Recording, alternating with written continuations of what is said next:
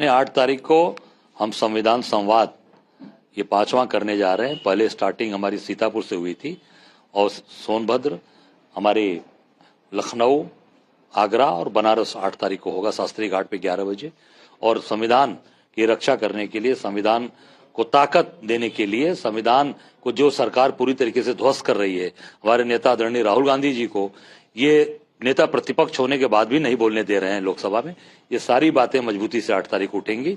और निश्चित तौर से जो आज बनारस में भी जो अत्याचार अन्याय इन्होंने किया है, ये सारी बात हम 8 तारीख को रखेंगे। उसमें हमारे राष्ट्रीय प्रभारी अविनाश पांडे जी, हमारे पवन खेरा जी जो राष्ट्रीय हमारे चेयरमैन है मीडिया के, सुप्रिया जी, और हमारे 5 सांसद इमरान मसूद जी से लेकर उज्जवल रमण जी, राकेश राठौर जी, हमारे केएल शर्मा जी, तनुज पूनिया जी और सभी नेतागण यहाँ रहेंगे।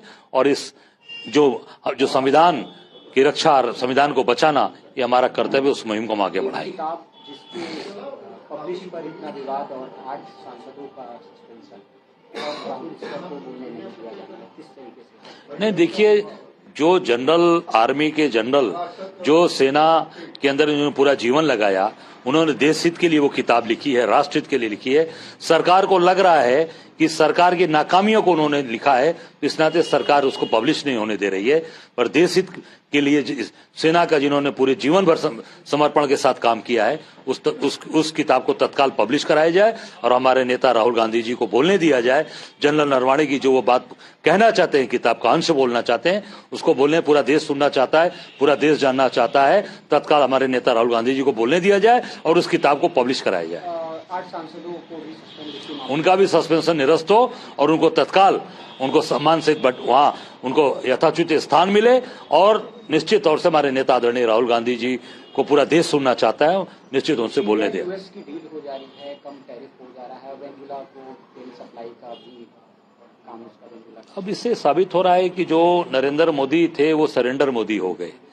आप देख सकते हैं, जो पहले ये तेल लेते थे रशिया से, ट्रंप ने इनको धमकाया तो वहां से भी हट गए। ईरान से भी कह दिया कि नहीं लेना है। वेनेजुएला से तेल लेने का मतलब क्या, अमेरिका से लेंगे, अमेरिका के अधीन हो गया वेनेजुएला। तो इससे साबित हो रहा है कि पूरी तरीके से अमेरिका के सामने नरेंद्र मोदी सरेंडर मोदी हो गए। एक आखिरी सवाल, केजीएमयू में आप गए थे और वहाँ पे एक नोटिस भी है, एक्शन की तैयारी? नहीं, नोटिस वहां पहले दे दी गई थी और वो जो मखदूम शाह का मजार है वो 500-600 साल पुराना है।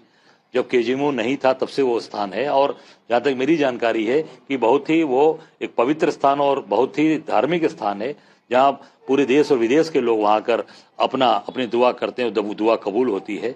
तो निश्चित तौर से उस स्थान को और संरक्षित किया जाए और उसकी भव्यता को बरकरार रखा जाए।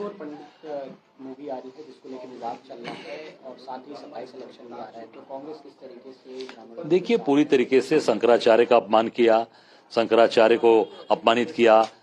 वहां पे वेद पाठी बच्चों की चुटिया खींचकर मारी गई, गिरुआ वस्त्र फाड़ा गया, एक बुजुर्ग सन्यासी को जूते से मारा गया। इससे बड़ा अपमान क्या होगा ब्राह्मणों का?